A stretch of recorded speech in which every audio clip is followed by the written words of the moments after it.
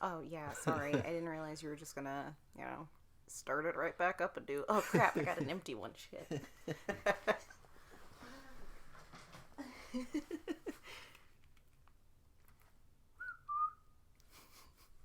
I won't whistle any more than that.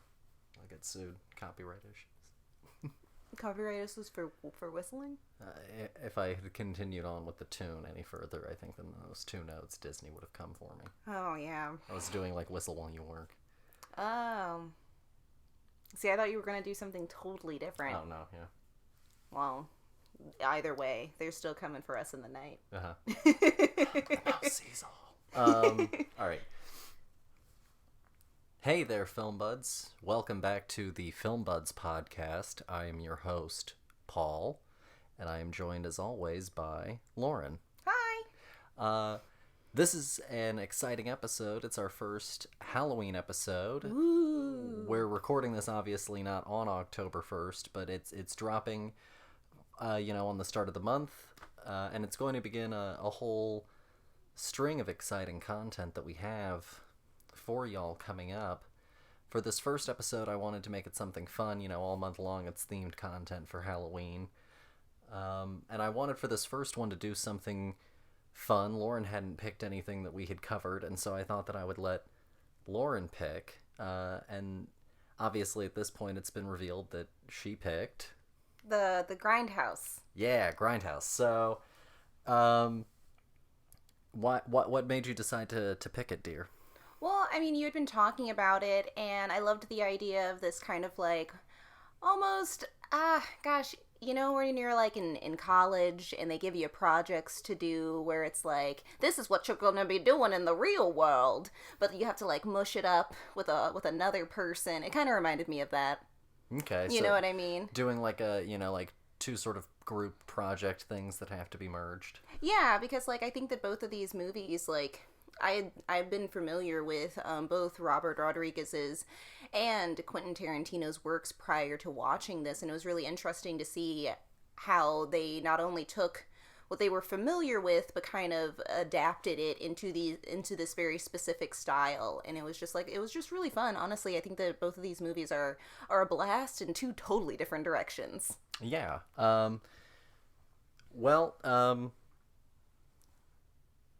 No, I completely agree. We had a whole conversation kind of before she picked these on whether she wanted to do some things that were familiar to her or not. Mm-hmm. And so this had been sort of a suggestion that I made as a not option. Or something that she was not familiar with, something that she hadn't seen. So I think that it was a good pick. This was really, I think, the only one that I did throw out. Mm-hmm. Because you ended up landing on it pretty quickly. Well, yeah, because also I had made too many like separate piles, I think, for myself of like stuff that was familiar to me and what I wanted to watch, and I had just started to really unravel a little bit in the deciding process, and you suggested this, and I was like, yep, let's go for it. It sounds great. No, yeah, I think I'm glad that you went with it. It's a fun one. And I guess even though it was sort of one film experience, I think that we'll probably still end up splitting it into sort of 2 discussions as its separate parts. We'll discuss it as a presentation, but I think we'll still talk about it as its 2 parts, Planet Terror and Death Proof, sort of separately. Well, yeah, because I guess they did do this kind of as like a joint thing, but like, it is really 2 separate movies that are stitched together with some like added on, what are those called? Credits. Like, the little fake previews that are in between. Yes. Yeah, the fake Credits. trailers. Yeah. So as always, this is Film Buds, so we have a clip. So take a listen. Say a prayer for your old man. No dead bodies for Dad tonight.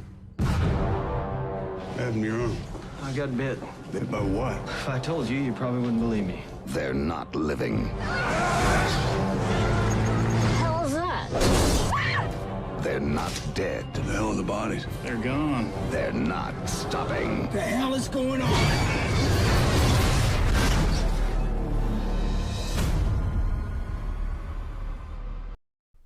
So that was Planet Terror, which came out in 2007. It is directed by Robert Rodriguez and written by Robert Rodriguez. And the premise is after an experimental bioweapon is released, turning thousands into zombie-like creatures, it's up to a ragtag group of survivors to stop the infected and those behind its release. And it is starring Rose McGowan, Freddie Rodriguez, Josh Brolin, Marley Shelton, Jeff Fahey, Michael Biehn, Naveen Andrews, and Bruce Willis. And that's kind of our main cast. It also has a cameo with Fergie. Very important cameo with Fergie. Mm-hmm. And so that's Planet Terror. Dear, do you want to start this off? Sure. I mean, I really enjoyed this movie. This movie is a crazy roller coaster ride of, just kind of like what you really expect from this genre of movie. We've got the hokey plot points that really tie it all together. It's really on the ridiculous meter at an 11. Mm-hmm. With the zombie apocalypse bioweapon plot to the our stripper with a heart of gold. It's right up there with all of the cliches, but it's done really, really fun and really well, I think. No, yeah. So I agree. I like this movie a lot. I think that of the two movies, it's definitely the sillier of the two. Mm-hmm. But I think that also of the two filmmakers, Robert Rodriguez has a slightly, and I don't mean, I guess, silly in a bad way, but I think that he has a slightly more, less serious undertones? Yeah, he's definitely a little bit more absurdist where, Quentin can sometimes try and keep it, within the confines of Quentin, I suppose. Mm-hmm. More grounded. Whereas Robert definitely lets the whimsy kind of fly a little bit more. Yeah. A little bit more almost, I think, Sam Raimi in that kind of aspect. Mm-hmm. I quite liked this. It reminded me of, some of the plot points of other zombie things that get parodied a lot nowadays, where mm-hmm. it's a chemical spill that's being covered up, that yeah. kind of thing. So, no, I really quite enjoyed this movie a bit. I think on a certain level, I always like it, but it's not my favorite Rodriguez movie, and it ultimately I don't think is my favorite part of this overall experience, though. But I like this movie a lot, and overall, I love the experience. But I think that Planet Terror is great, but I don't know. The whole thing is so good that on a certain level, I think a certain sort of point where parts of it I think hit better for me than others. Interesting. As time has gone on. Uh-huh. Because I've seen this movie a few times. True. I mean, and this was my first watch of it. Mm-hmm. It's very almost like kind of watching a Fast and Furious movie. You're going into it, going to watch something ridiculous.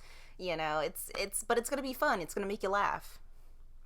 No, yeah, and I will say that this movie is always a blast for me. Mm-hmm. I never have necessarily a bad time with it.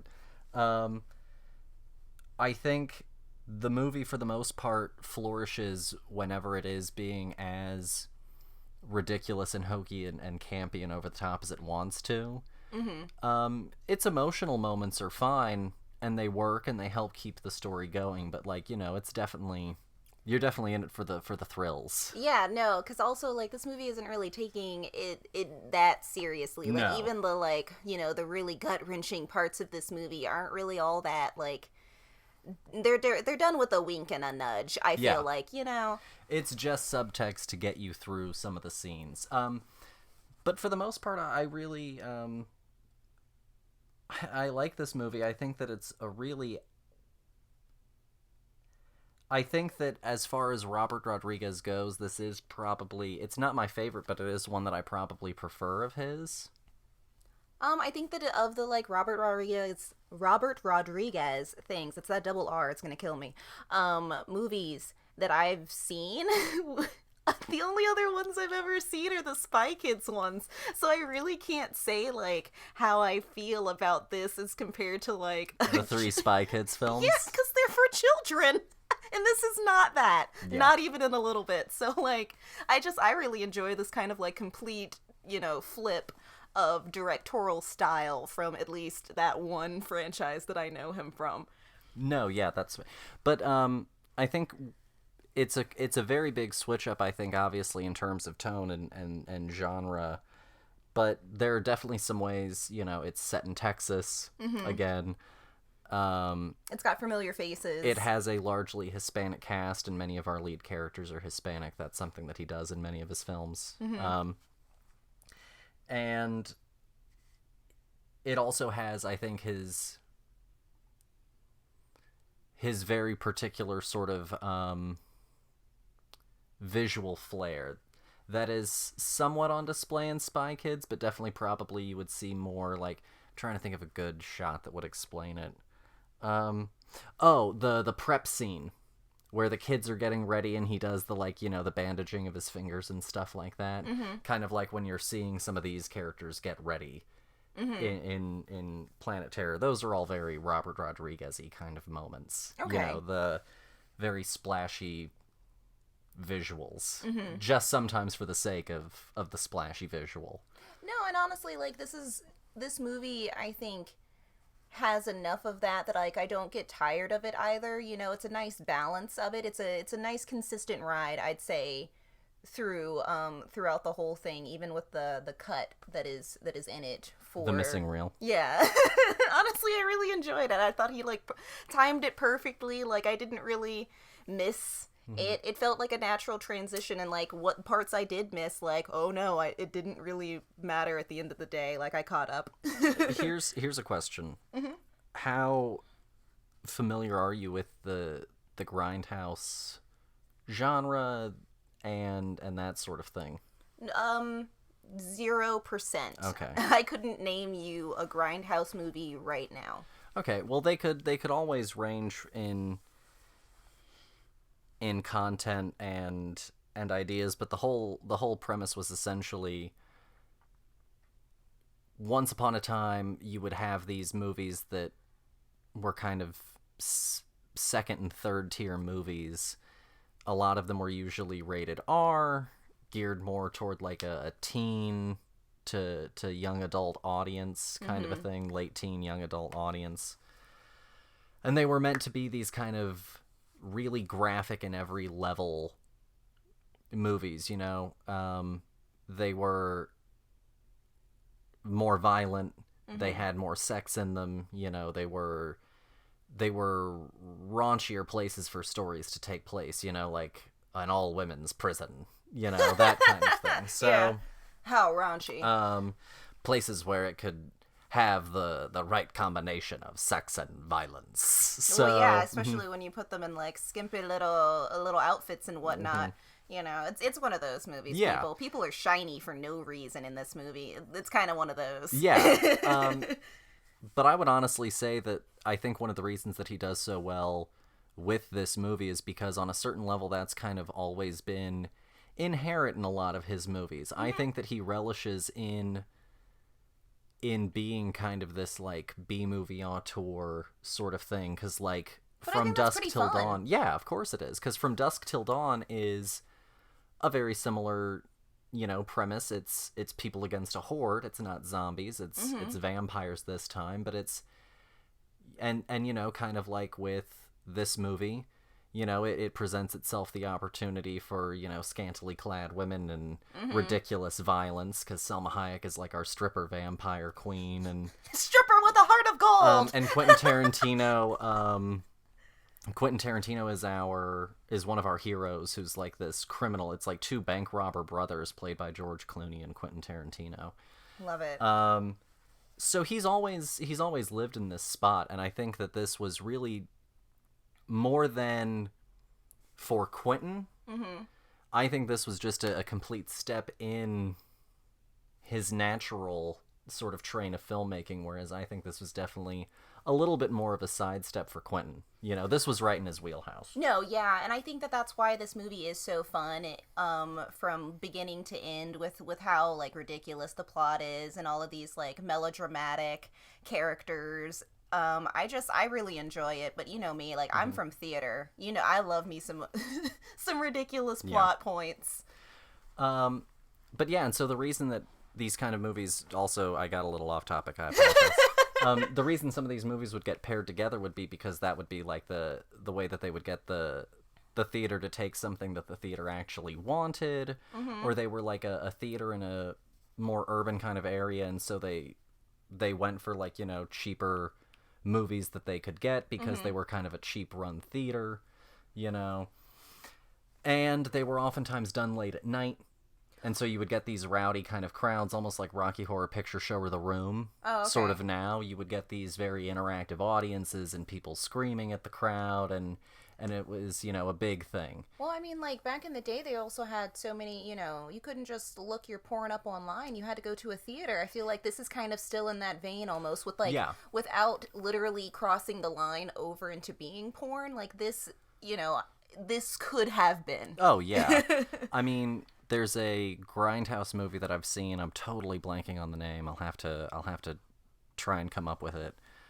And essentially what happens is, like, this high school student ends up becoming like a hooker in some capacity, and, like, she's, you know, on drugs and stuff like that. And there's this really, the thing that I remember the most about the movie, and this is a Grindhouse movie, like a true proper Grindhouse movie.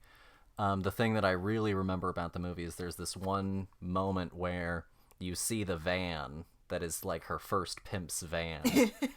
And it's just, like, rocking back and forth, you know, and the pimp is standing outside, and the camera kind of pulls to the right as, you know, the door opens and the John gets out and starts to walk away, and the camera pulls to the right, and there's literally, like, a line of dudes who have, like, their money out, and, like, the pimp, like, gets the money from the next guy, and he clambers into the van, and the door shuts, and the next guy walks up. And wink, so, wink, like, you nudge, know, nudge. these are the kind of movies that...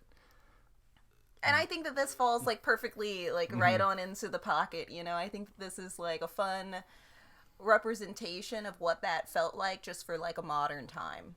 Yeah, and you know, as a little backstory, I guess, to the overall experience, I'll put it here before we continue on too much further.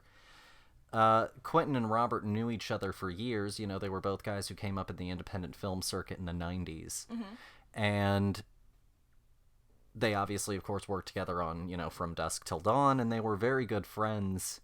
And they had this kind of, you know, idea to work together, and they thought that it seemed like such a natural, guaranteed success, easy idea, like, absolutely. And they both loved these kind of films. You know, Quentin has a very vast, extensive collection of 16mm and 35mm Grindhouse movies Just pop in his 'em overall in collection. Saturday night, you know.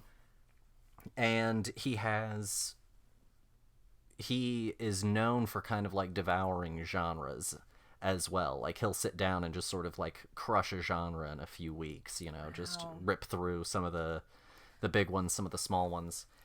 And I guess that's how you know you really love the craft, if you're willing to, like, dive so headfirst into it like that. yeah. And so for them, it was both a pretty natural idea, and the idea was come together, write some movies, produce them together, cast them together, and then shoot them out of his studio in Austin, and just do this whole big, massive collaboration thing. Wow. And I think that it definitely works for Robert. I think that it works for Quentin still, but I think of the two films, the one that I think, even if it isn't necessarily my favorite of them, actually, I think that is technically more successful is probably Planet Terror as an overall presentation. I'd say that that's fair. Any complaints, I guess, for Planet Terror from you? How'd you like the performances? Any actors stand out for you as good, bad, anything? Okay, let's see. So, can you pull back up the list I'm-a-do? Yeah. Honestly, I thought everyone, for the most part, cast-wise, did a pretty good job. No, yeah. I mean, like, I think that the chemistry between Freddie Rodriguez and Rose McGowan is, for the most part, very believable, within this hyper, dramatic world. I thought that Josh Brolin does a great job. The only thing that, like, really is weird for me about is just, like, the like, her hand paralysis thing, I think is the... Oh, with the doctors, yeah. Yeah, I think that she does a really good job. I just don't think that the movie really decides when her paralysis is over or not. Yeah.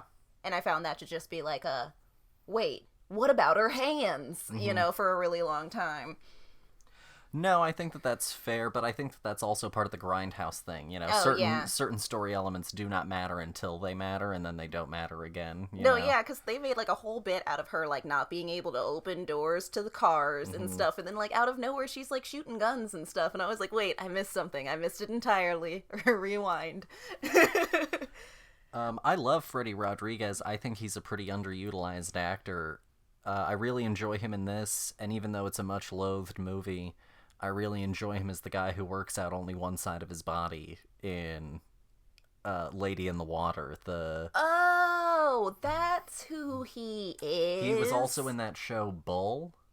Oh, yes, because he's the attorney or whatever. Who, yes. My parents love that show. Yes. So yeah, I really enjoy him, and I think that he's hilarious in this.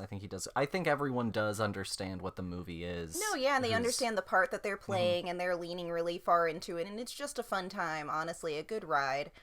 Yeah. Yeah.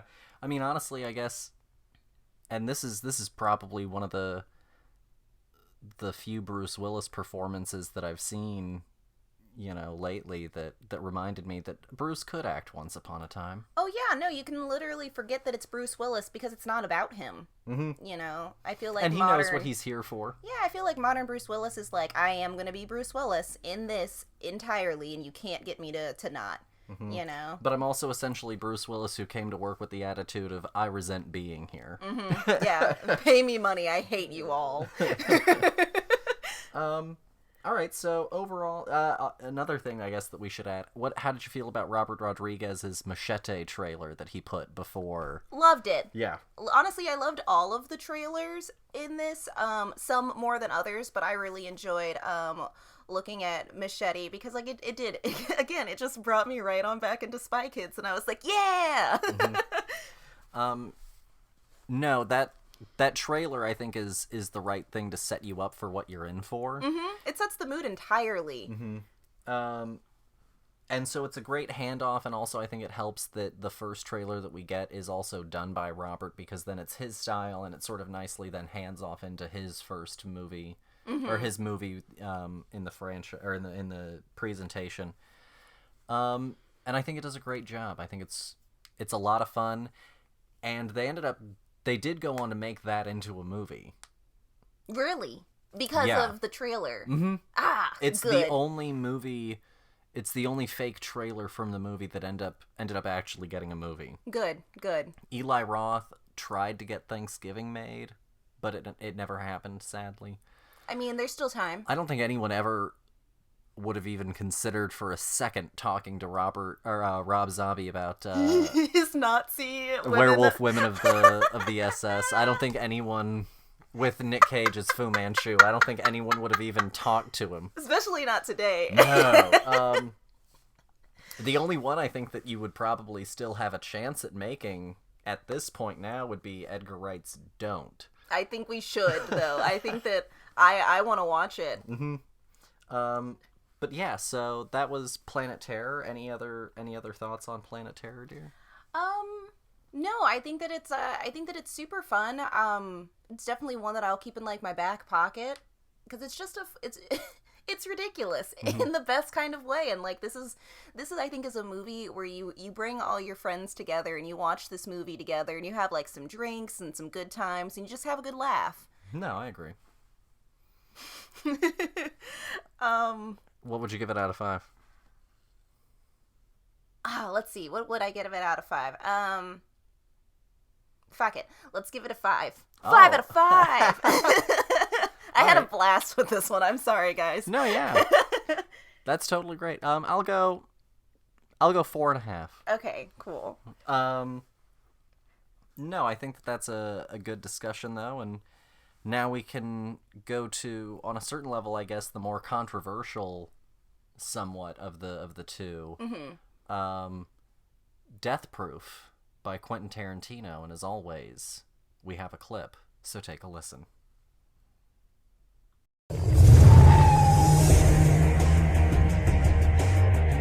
He's got charm. Is there anybody in this place you could vouch for to give me a ride home?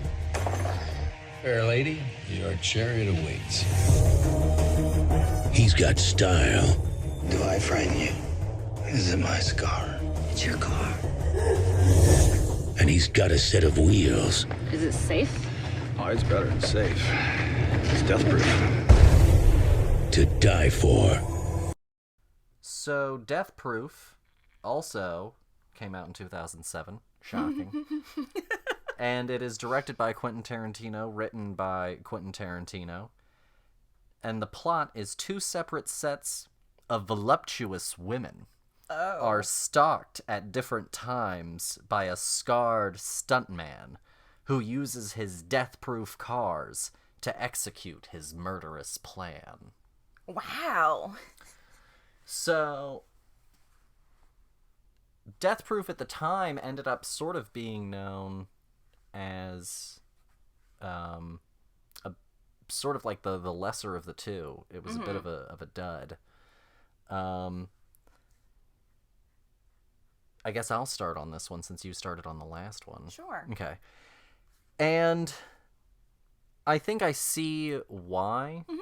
I don't think it's bad. I certainly don't think it's as bad as everyone makes it out to be. But, like, when this movie first came out, people came down on Death Proof kind of hard enough that it shocked Quentin's faith to the point that he thought about directing the Green Lantern movie that ended up coming out with Ryan Reynolds. I don't know if Ryan was signed at the time, but he seriously talked with people about directing Green Lantern because of how badly this film was received. He hadn't really had, like, a miss like this, and I mean, he was coming off the high of, like, Kill Bill. Yeah. And so it definitely hit him pretty hard. I was reading up on this movie a little bit before we started recording, and interestingly enough, he originally conceived of doing a movie about a group of college students touring slave plantation, history students touring slave plantations in the South, where at one plantation they end up being haunted by the vengeful spirit of Jody the Grinder, who ended up being cursed by the devil after she bested him. And she was going to, like, viciously torture and murder, like, all of these students. And he was going to make the murderer, like, the sympathetic one. Interesting. And he ultimately decided that idea was too orthodox. And Quentin?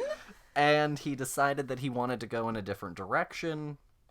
And he had apparently been watching slasher films and decided to do a slasher where his weapon wasn't a knife, but a car. Okay. And it came about because of some conversation he was having with a stuntman who was like, yeah, for $10,000 you can just about death-proof any car. And he was like, cool, great idea. And murder. Ultimately, I think that this is an uneven movie on one big level, and I think that it's that the first half is way more in step with what the theme for the project was. And that's the part of the movie that takes place in Texas. And then we get to the part of the movie that's supposed to take place in Tennessee. Yeah. Or Kentucky. No, I think it is Tennessee. It was like, oh gosh. Lebanon, Tennessee. Yes, that's what it it was. Is still definitely being filmed in Texas, by the way. That was hill country terrain. But I think that once you get to the Lebanon part, it honestly becomes more of a Tarantino movie, and I think that that's where it starts to lose people.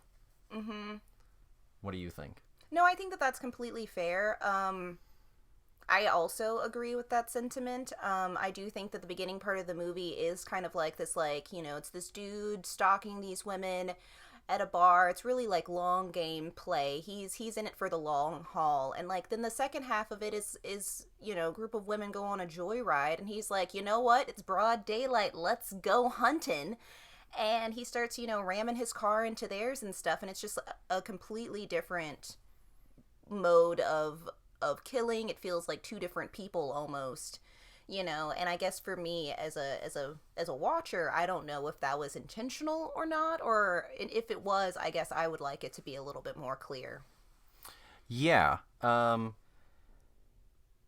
I think that also on a certain level it works more as a slasher up front than it does in the tail end. And also I think that by framing it as a slasher Grindhouse movie, I think that that's where he starts to come separate from the theme a little bit.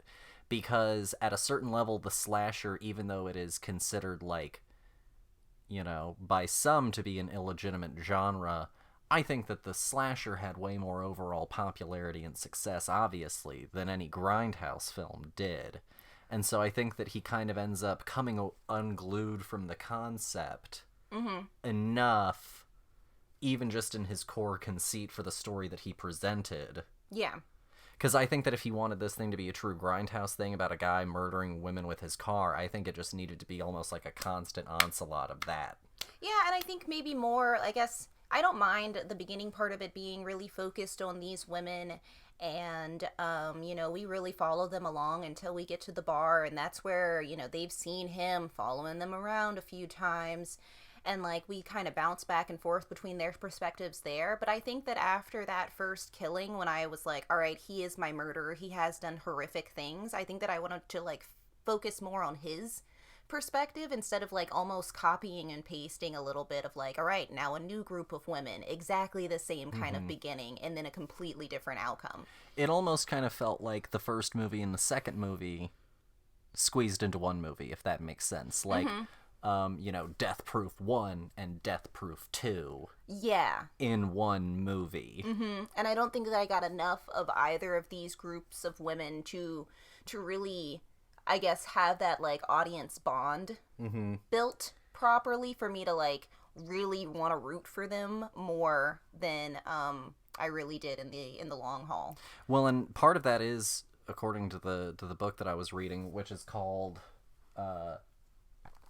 Quentin Tarantino, the Iconic Filmmaker and His Work, by Ian Nathan, unofficial and unauthorized, I should specify.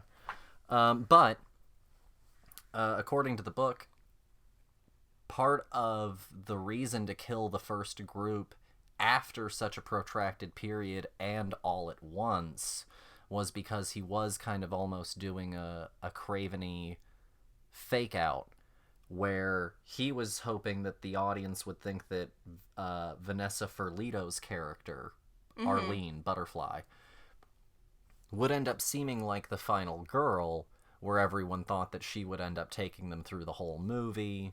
But I think that he also knew that he couldn't necessarily scream it where she's only in it for 15 minutes and then she's gone. Yeah. Kind of like they did with Drew Barrymore. So I think that he instead was like, well, what if I just did this thing where I kill them all off in one big batch halfway through. Yeah. It's incredible, by the way. No, such a good scene. Horrifying. This movie, I will give, you know, before... the great car stuff in this movie across the board, but I think that then that ends up being kind of the thing that makes it jarring. But I think that that's also why he then relies on the natural and very palpable chemistry that is at play between Tracy Tom, Rosario Dawson, and Zoe Bell to ground you in that second group of people quickly. Because they are very likable, very funny characters. Yeah, and like you like them, you do. I just think that, gosh, I don't know. I think that I would have still liked to see, I think, something similar almost to like how far he went to get what he wanted from the first kill for these people. It felt almost like he had gotten the first one and that was the greatest he was ever going to get, and this one was just going to be like a cheap comparison in the long haul, so he had to like rush the end game in order to feel that high again.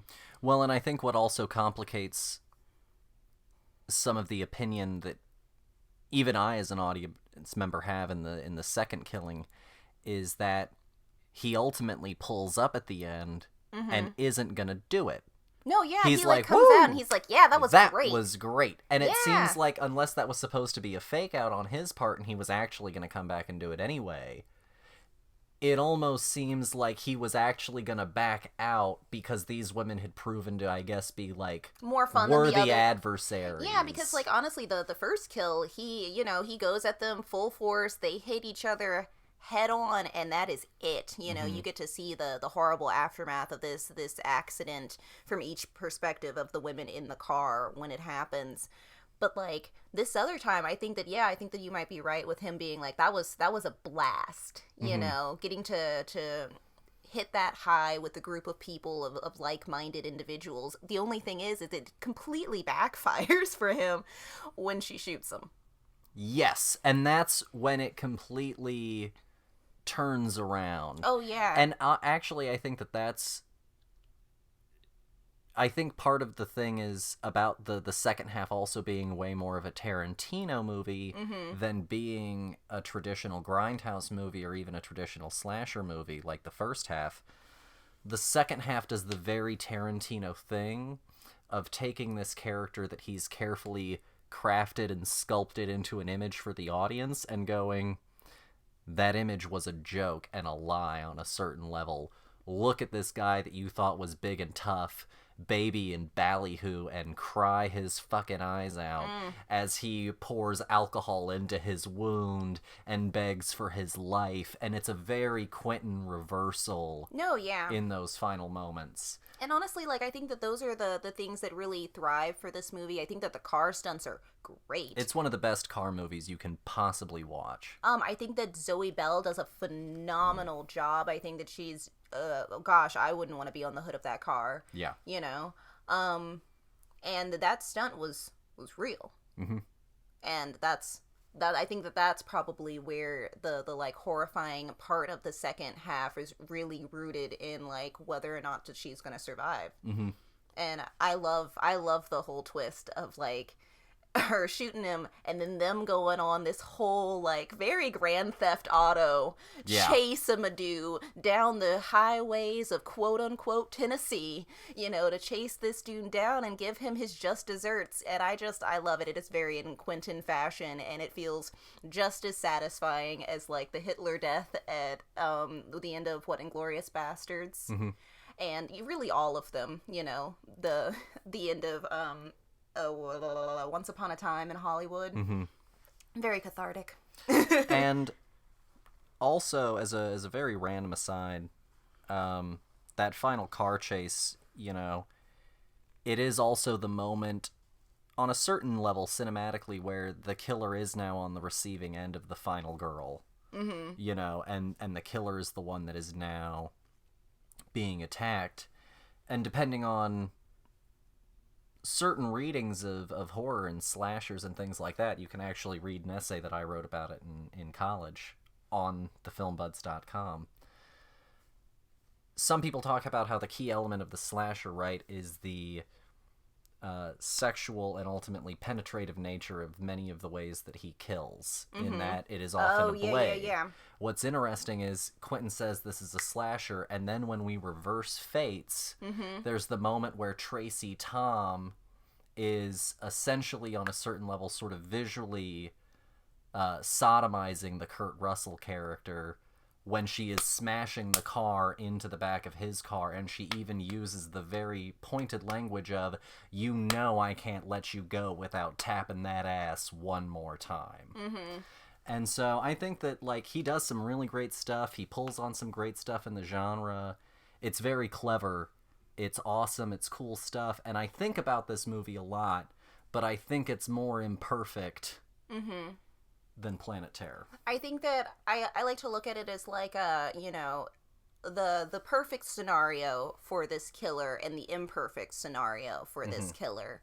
Him where everything goes exactly the way he wants it to. Mwah, perfect, excellent meal, whereas like the second one, it goes the exact opposite way for him. Like nothing really works in his favor in the long haul, and I think that is where this movie is really interesting, is like really breaking down the, like, you know, what is right, you know, and what is justice, you know.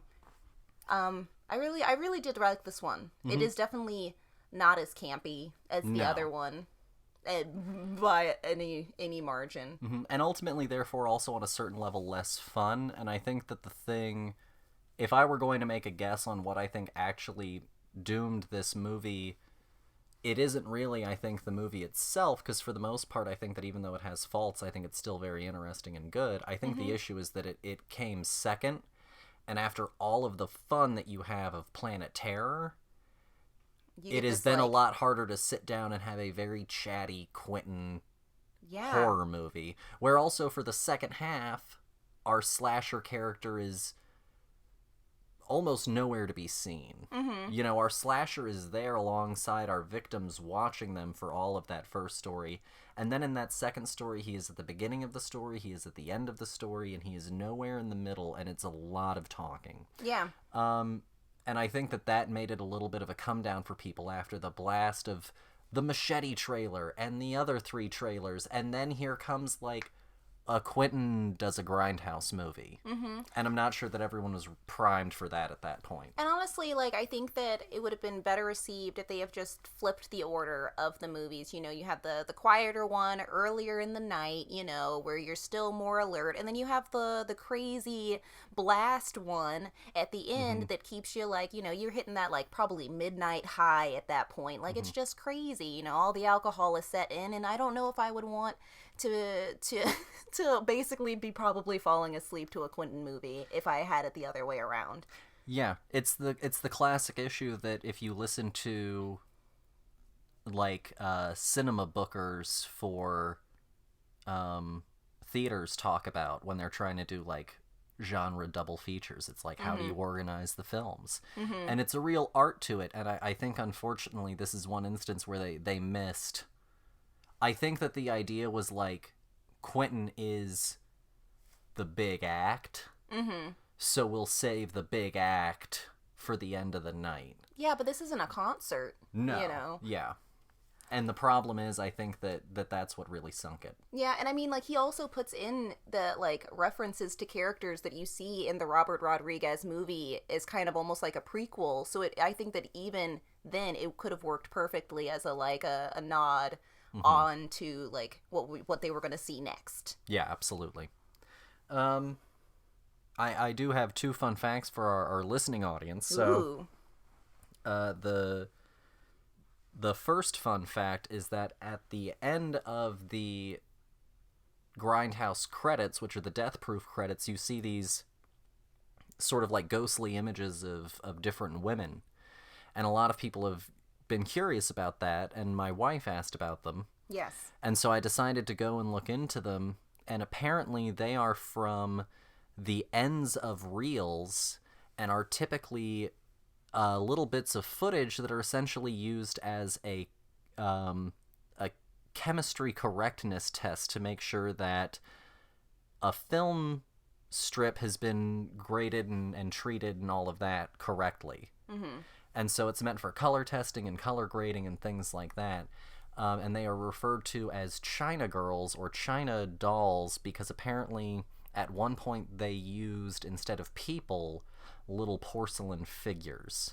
Okay, because, well, the reason that I asked this question is because, like, you know, these women's faces and all of the imagery that you see was not in any of the movies or in the clips that we saw for fake trailers for movies, and so I was like, what is this, you know? And so part of them were like mannequins with like wigs on and stuff like that, so that kind of in lieu of the porcelain doll, you know, I saw more of those, and I was like, that's the connector, you know. But some of them were like, one of them looked like, oh gosh, what's her name? Like Lana Del Rey or something. It was super random. I don't know how authentic they really were, but it was really cool to see them. Yeah, I think that those were all, like, legitimate... Oh, that's even cooler. Because also, like, I'm sure Quentin has some sort of old film stock that has some of them at the end of... And honestly, she could have probably looked like Lana Del Rey, because Lana Del Rey pulls on a very, like, vintage style. Exactly. So... The other one, and this is for a friend of the show, I think that he'll enjoy it at least, Henry Wilkinson. There are 3 Rent actors in Death Proof.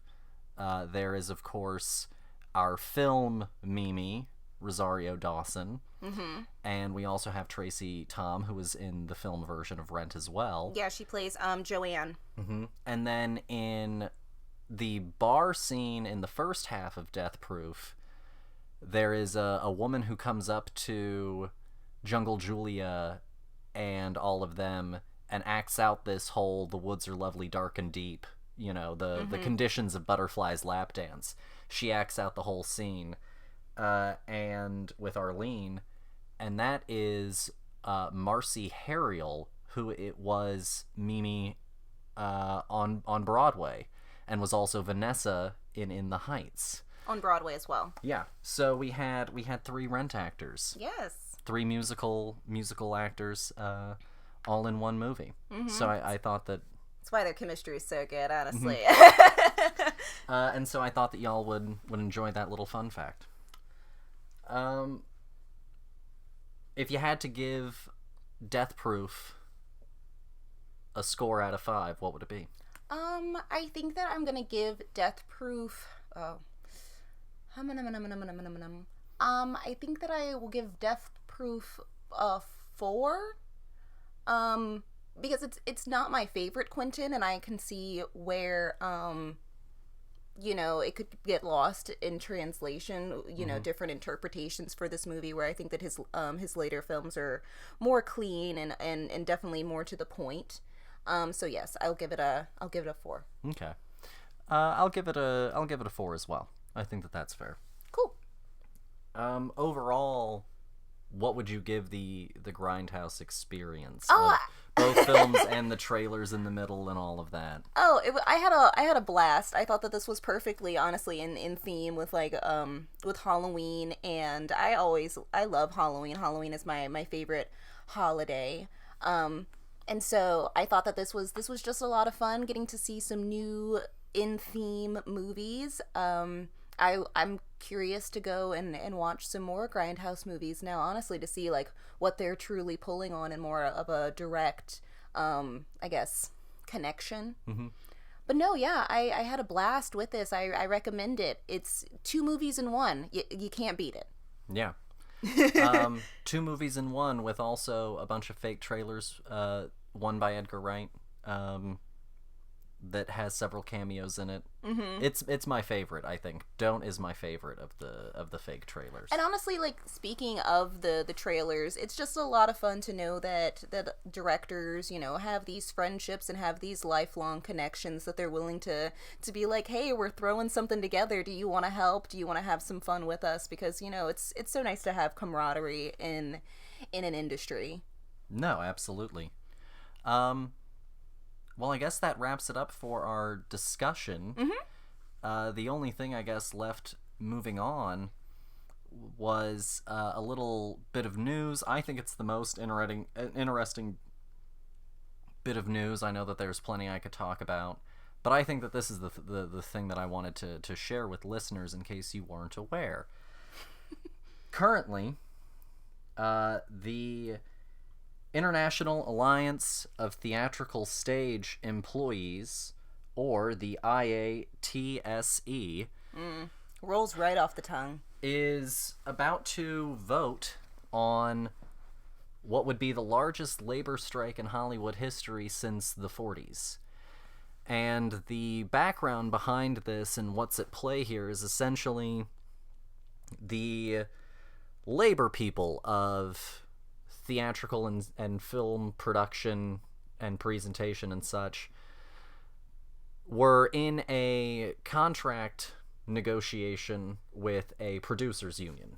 I will come up with the exact producers union. They were discussing with the Alliance of Motion Picture and Television Producers. And after 4 months of negotiating, they hit last Friday, and no agreement was reached. And it's largely because the IATSE is looking for slowed down production times, better breaks, better meals, because essentially what's been happening for years in the Hollywood industry, if you don't know, the way that your content gets made is oftentimes under very, very difficult, laborious, sometimes even life-threatening and health-threatening circumstances. 13-and-a-half-hour days, only one day off, where then it's your day traveling. And it's an issue that's very dear to my heart, because for years now I've been talking about how I think that the way that Hollywood has done things has been a pretty big corruption of a lot of things. I spent a brief period of time in LA, and certainly nowhere near any of the hardships that people faced, but that industry is built very largely on the backs of its foot soldiers in this whole thing, which are production people. Mm-hmm. And so this Friday they're going to be voting on whether or not they would like to strike so that they can secure better rights for themselves. Hell yeah. Yeah. And I normally don't, like to get on a soapbox and ramble at y'all, but this is very important. Movies are a business, and TV is a business, and I understand that, but we're dealing with people's lives at a certain level, and when you go out to LA,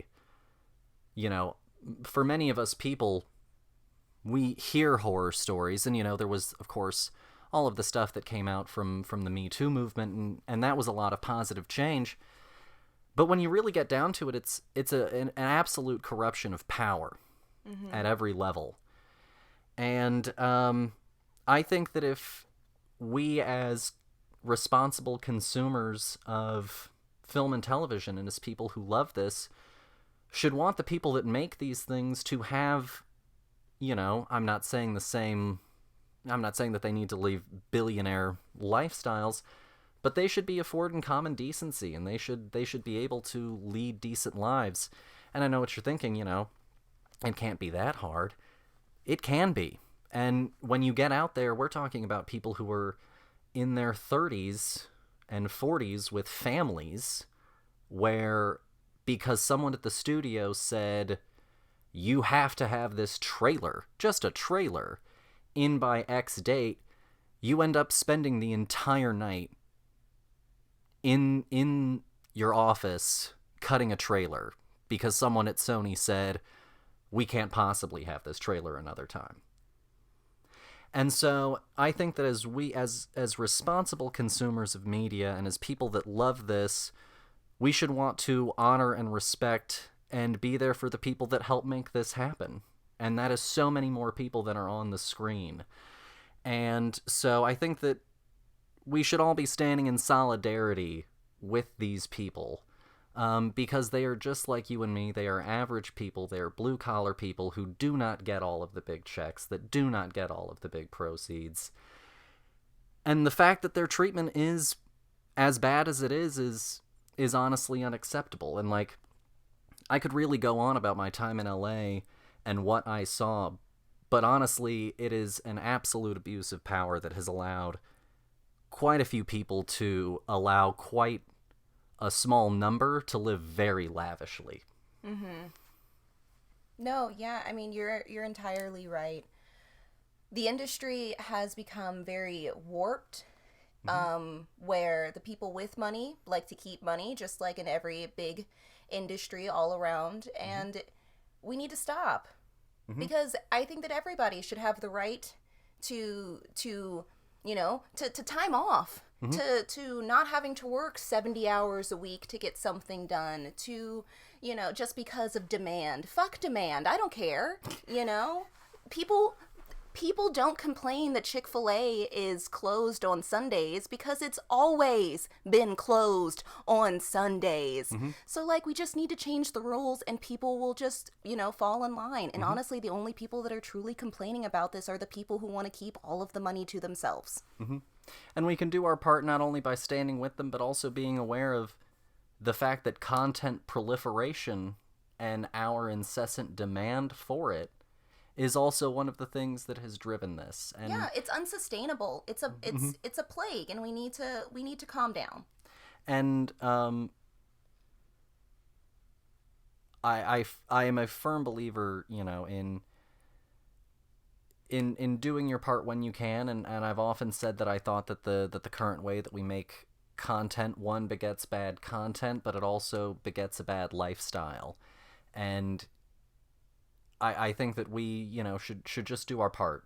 And I wanted to bring it to y'all's attention, and I apologize if that was a little preachy, and you certainly don't have to agree with me. You can disagree with me if you'd like, but I just wanted to take the time and sort of share that opinion, because even just a year in LA, seeing how it impacted people's lives was very damning for me and my opinion on the industry and at large, and has shaped a lot of my opinion about where it is today. No, I think that that's fair. I think that people look at the industry and assume that because there are movie stars and, people who have all of this money, that everybody is living like that who works in the industry, and that's just not true. And, and I don't want to soapbox y'all too much, but this is also why piracy sucks. It's like, unions and stuff argue for percentages and afterwards things that then get dispersed out. And so, like, piracy is not a victimless crime in the sense that, like, you are also hurting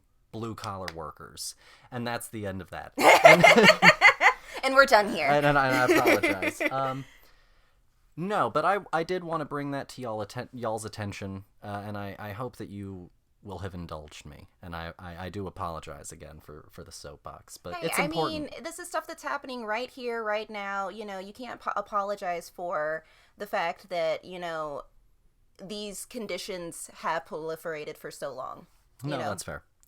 I guess moving on in another direction, so this month is going to be a nice, big, exciting October month. We, of course, obviously just did our first one. Yeah! Next week is Day of the Two Dawns. There we go. With Dawn of the Dead and Dawn of the Dead. The original Romero film and then the Zack Snyder remake. And we're going to be joined by Sky Tilley on that one. Sky is also going to be joining us for another episode. I haven't revealed which one that's going to be, but he wrote a master's thesis or paper on a particular film, and I want to get him to come in and talk about that. We're also going to be doing another Hispanic Heritage episode, taking my own advice from that episode where I said work it into your horror month. Yeah. I decided to work it into ours. So we have that coming up. And I'm also working on, we need to schedule it out officially, but, and maybe I shouldn't jinx it. I'll just say this. I got a author of multiple YA book franchises, one that has been adapted, to potentially come on and be a guest. And I'm still in the process of figuring out all of the ins and outs of that, but we're going to have a bonus episode for y'all this month. It's going to be a good time. I really love Halloween, and I enjoy horror movies, and it's my wife's favorite holiday. And so we've got a lot going on for y'all. In terms of stuff that we've been watching, we recently saw Malignant. We did that for date night. Yes, we did. Also in themes. Yeah, I guess. Just watch it. That's all I'll say. I'll wait a little bit longer before I talk too much about it on the podcast. Maybe I'll talk about it during our final Halloween episode of the month. Oh, yeah. I think that's a good idea. But just watch it so that way you're ready for me to talk about it with y'all later. Yeah, because honestly, I think that you need the context. Yeah, just watch it. And then what else have we been watching, dear? Honestly, We've been watching the Star Wars Visions, which has been good. Mm-hmm. We've been watching What If, which has been good. Mm-hmm. Honestly, I don't know if we've watched any movies really other than the ones that you've mentioned. Yeah, we've had kind of a slow period because we've been a little bit busy with some other things and a little sidetracked getting ready for this, of course, as well. So Yes. As always, guys, thank you so much for listening. If you haven't already, go and follow us on social media. Go and tell others. Drop a review if you would like. We are at FilmBuds on Twitter and at the FilmBuds podcast on Instagram. We are thefilmbuds.com if you would like to come to our website. We've got all sorts of stuff. I'm going to be dropping also another essay sometime soon, and I will say this as part of I haven't revealed it yet. As part of our horror month, I decided that I would show y'all the zombie movie that I made in college called Club Girl. It's not as bad as it sounds, I promise. But it'll be a fun time. Keep checking in with us. Leave a question. We haven't had a listener question in a little bit. You guys got please. questions? Ask them. And also, just drop in and say hello. I love a little conversation. I'm pretty active on Twitter. Thanks for listening, guys. As always, have a good one, and we'll see you next week. Bye. Bye.